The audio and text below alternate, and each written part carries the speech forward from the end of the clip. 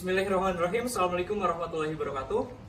Kenalin, gue Muhammad Rizky Syahputra, biasa dipanggil Rizky. Gue XR 58. Pada kali ini gue akan bincang-bincang santai mengenai cashback e-wallet. Nah, pada kesempatan kali ini gue nggak sendirian, gue ditemenin sama narasumber cantik, yaitu Kak Amira.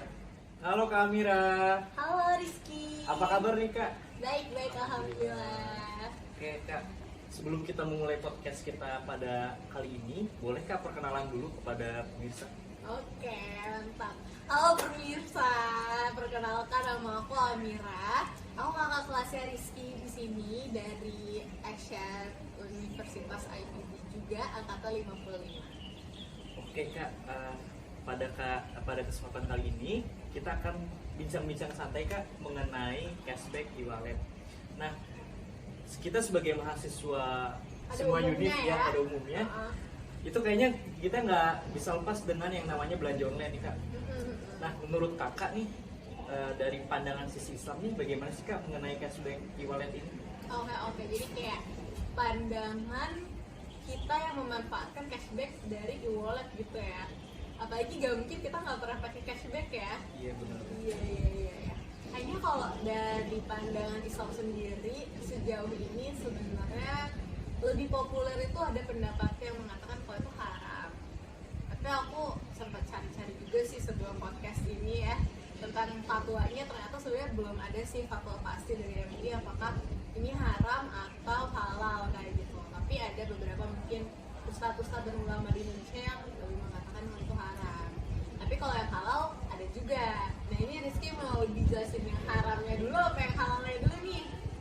Oke, boleh.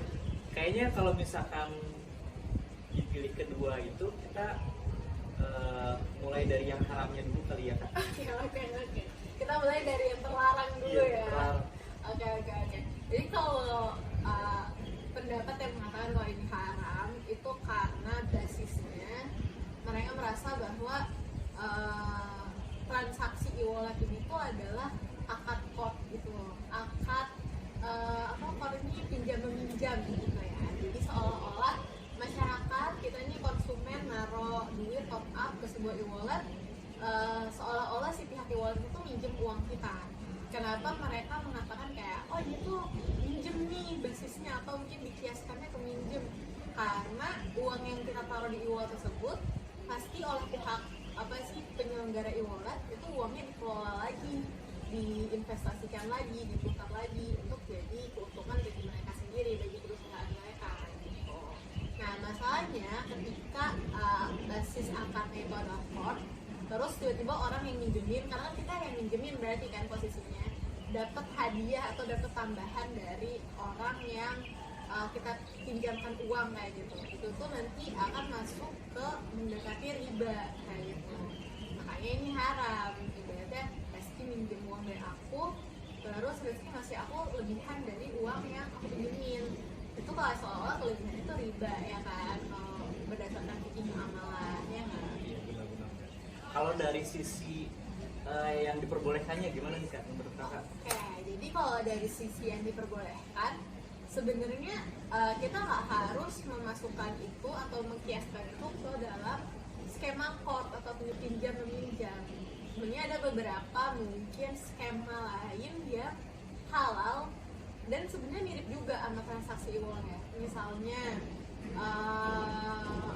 mungkin akan wadiah yang domanah nih, kalau di bank-bank syariah gitu ya, kita kan nabung misalnya kebanyakan antara pakai akad mudharabah atau enggak wadiah domanah kayak gitu. Nah tapi ini yang lebih mirip ke yang wadiah domanah ini.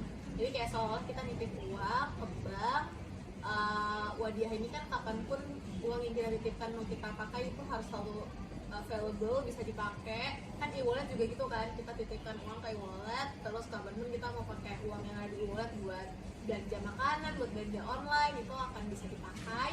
Habis itu tapi karena dia jat domanah nih, berarti titipan ini tuh boleh gitu dipergunakan oleh si pihak yang dititipi. Jadi sama pihak e-wallet tuh boleh dipakai untuk tadi mereka mau mungkin usaha atau mau memutar uangnya itu boleh. Nah di bank syariah juga gitu, apalagi di akad-akad yang wadiah yang domanah, ininya angkat tabungannya, mereka tuh nggak punya kewajiban buat ngasih kita bagi hasil atau bunga atas tabungan kita. Tapi kalau misalnya mereka mau berbaik hati nih, mau bersedekah, mau memberikan hadiah ke nasabahnya, itu boleh.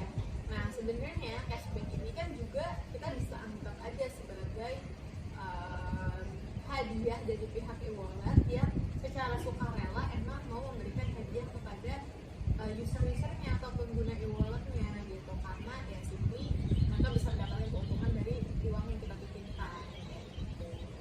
Itu ada juga yang berkata karena ini tuh seolah-olah diibaratkan ke akad jualah gitu, Rizky. Akad jualah tau nggak, Rizky? Apa tuh Kak?